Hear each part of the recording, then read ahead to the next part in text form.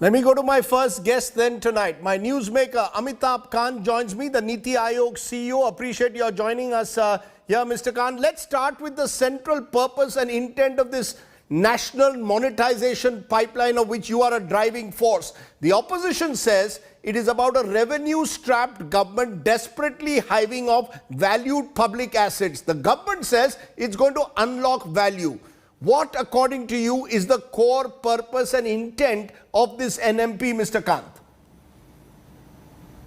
So Rajdeep, asset monetization is nothing new. It's been going on for a very long time. The roads have been privatized. They've been used for bringing in operation and maintenance of that has been done by the private sector for a very, very long time, actually, in this country. The Congress government in Maharashtra has just done asset monetization of the Pune-Mumbai expressway, and it's got a lot of resources out of that.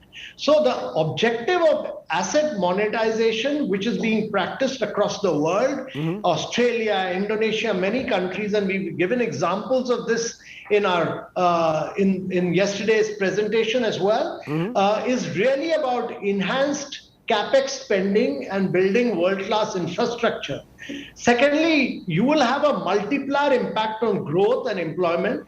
And thirdly, government is good at constructing certain things, but is very poor at operation and maintenance. And therefore, when the private sector comes in to operate and maintain, they will be able to raise more resources. There will be a revival of credit flow in the economy, and the proceeds from the monetized existing assets will lead to new infrastructure creation, and there will be a complete recycling of the future assets as well. So this is a virtuous cycle of more and more infrastructure to be created in the country. And if the country has to grow on a sustained basis over the next 3-decade period, it has to grow on the back of good quality infrastructure. Let's come then to the core criticism. There's already those who believe public sector unions are going to raise the red flag in the manner that they claim the government is selling away its prized assets. There is the opposition, the Congress in particular, and I'm using the words of their leader, Jairam Ramesh here, who says this is organized loot and plunder. You are going to sell away scarce resources, particularly land. How do you intend to meet these criticisms out there?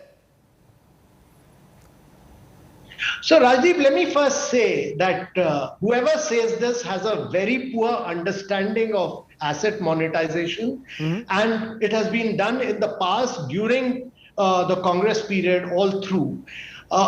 Firstly, let me say that ownership of assets remains with government.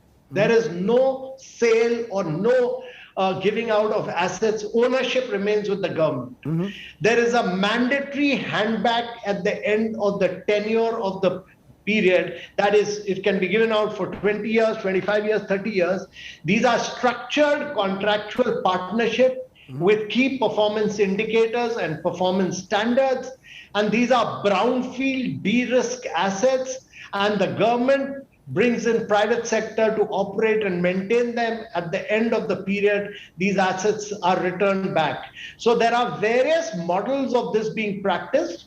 For very long, NHAI and the state governments have been doing operation maintain transfers. We've been doing toll operate transfer. We've been doing operation maintenance development. Actually, even when I was in Kerala state, we were doing this. We've been doing rehabilitate, operate, maintain, transfer. The new models which have come out are InvITs, Infrastructure Investment Trusts, and REITs, which is Real Estate Investment Trust. These are structured financing vehicles.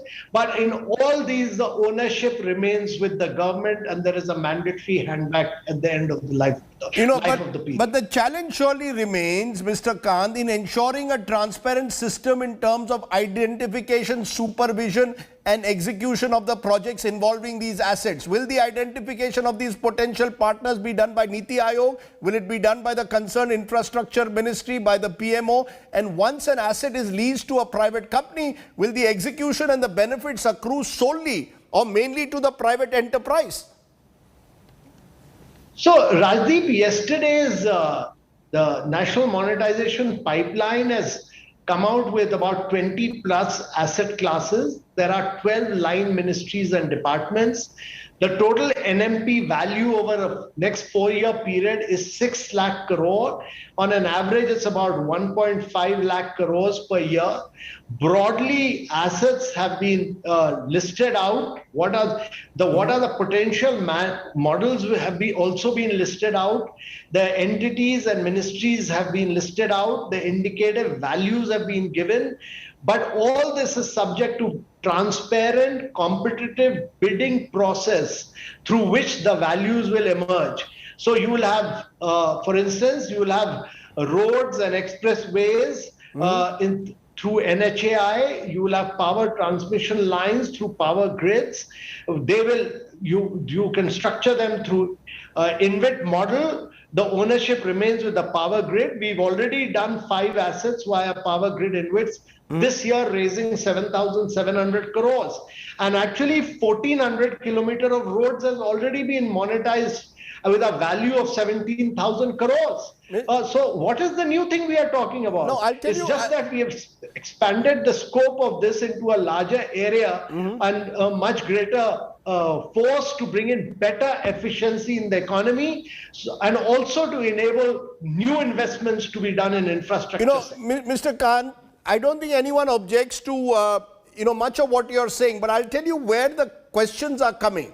The critics fear that while you will talk of transparent bidding, invaluable public assets created over decades will end up being given to a chosen favored few. They say that is the experience with the Modi government in sectors like airports, where a single industrialist ends up creating some kind of a monopoly. That is the criticism being made. Eventually, the beneficiaries will be favored companies, and that's the concern that critics have.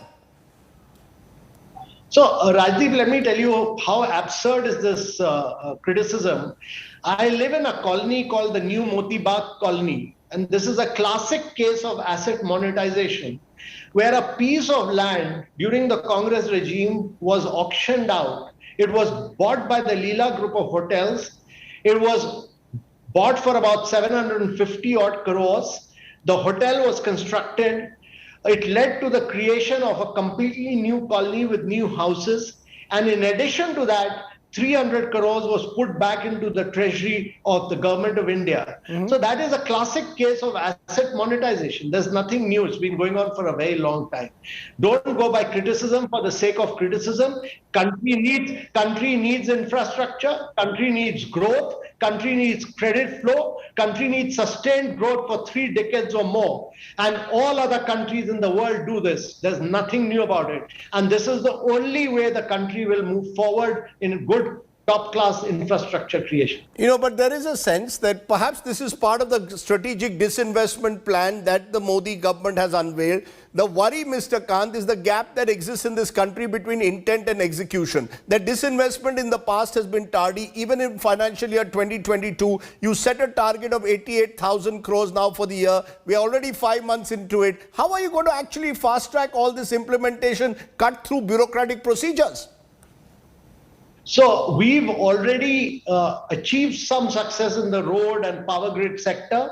We've laid down targets assigned to the ministries and departments. They have moved forward. There will be a monthly review through the Empowered Committee.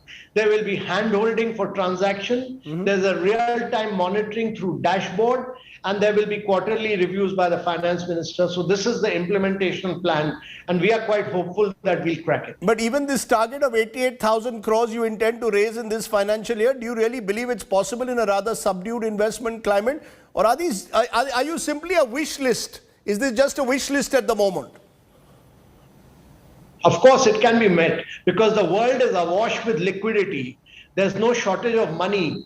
All these packages that have been announced across the world is full of money. You need well-structured brownfield projects to be put out into the market. You'll get a very good response. The power grid InvIT was a classic example of that. It was oversubscribed in just 1.5 days. I want to understand this, Mr. Kant. Did the government undertake stakeholders consultation while preparing this NMP?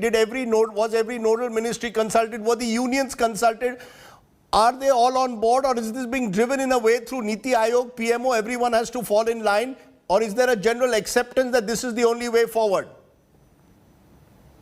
So you would recall that after this was announced in the union budget in February 2021, right after that, the Prime Minister had asked all of us to do stakeholder consultation on national webinar.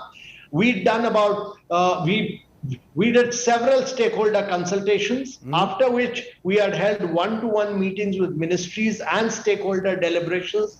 So this has emerged out of very many rounds of discussions with the stakeholders and with the ministries concerned. This is a whole of government approach. Yesterday's release had all the secretaries present, everybody. It's a collaborative partnership of the entire government. But my last question, is this coming though at a time when the economy is struggling? We are coming out of a COVID pandemic. It's a tough time. Do you really see this becoming a game changer as is being projected? Or is this, as some say, much more hype to create a feel-good factor for the Modi government in a tough investment climate? So Rajdeep, several things in the economy work together. It's not, you have to drive consumption, you have to drive private sector investment, you have to put good projects out, you have to drive credit flow into the economy. All this, there's a cycle of demand, there's a cycle of credit flow, all this has to happen. But the important thing is that government has done everything possible to ensure that country gets back into a high trajectory growth rate. And that is important. The effort through the asset monetization plan is to take India on a sustained growth path for a long period of time and to bring in new models like InvITs and REITs across several sectors of the economy. Okay, let's leave it there. Amitabh Kant, you've given us a sense of what is the intent and purpose of the National Monetization Pipeline, a sense of the road ahead. Thanks very much for joining me tonight. I want to widen this.